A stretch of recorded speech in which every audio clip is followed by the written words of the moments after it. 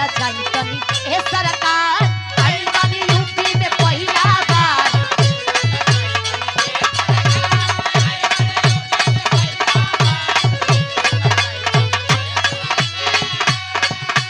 ढेर सन कई बेजे माथा रे हदिया पतान जब काटा रे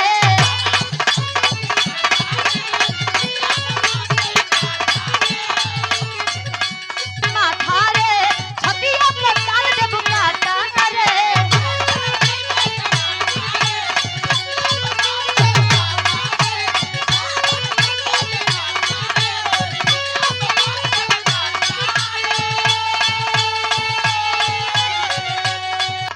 जबल नचबू तबले बचबू अरे जबल नचबू तबले बचबू हिलावा कमर लगता ए आइल बानी आइल बानी आइल बानी अरे आइल बानी यूपी में पहिला बार धीरे नचाई तनी ए सरकार बार धीरे नचाई तनी ए सरकार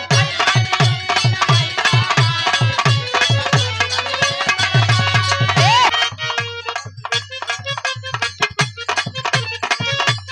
तनी हिला लो तो हमारा बुलटवा पर कहियो बैठ के सटन बेकिना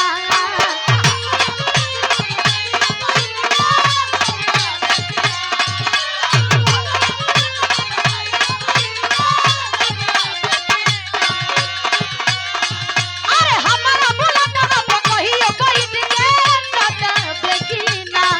बोल बोल रे पत्रकार बोल रे पत्रकी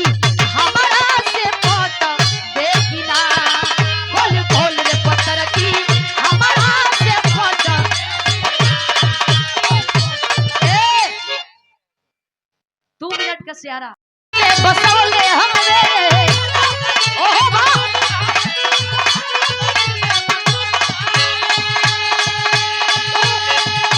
उनका फोटो टीवी में लगवले हमरे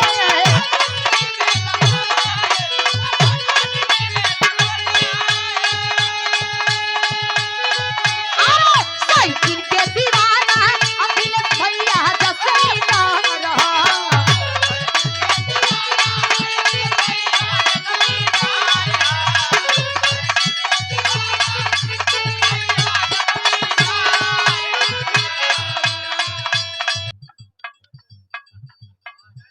छोटी जी मालकिन तनी एक बार ताली बजा दो आप लोग वाह वाह क्या बात है क्या आपका कमर है और लचक भी है भगवान लचक बना के रखस ई 1 रुपया सुंदर माला के साथ लालू जी करवा कहता नीनू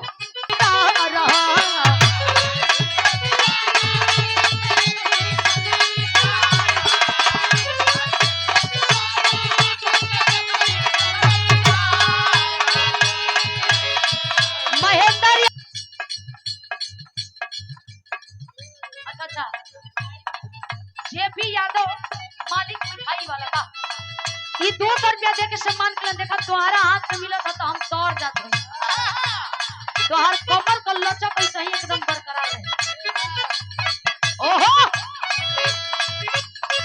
लाल पेन के दीवाना तेज तेज सभी जसनी रहा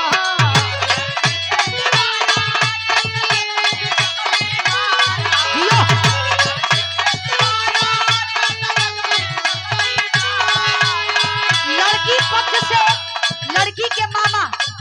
महेंद्र यादव जी आप जी के द्वारा 200 रुपया का जनुआ हमार समझवादी लफर जनुआ हमार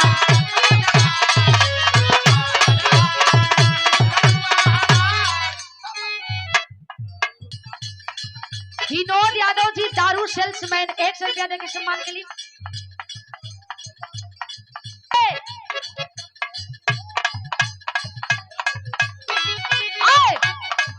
अरे सपाई रे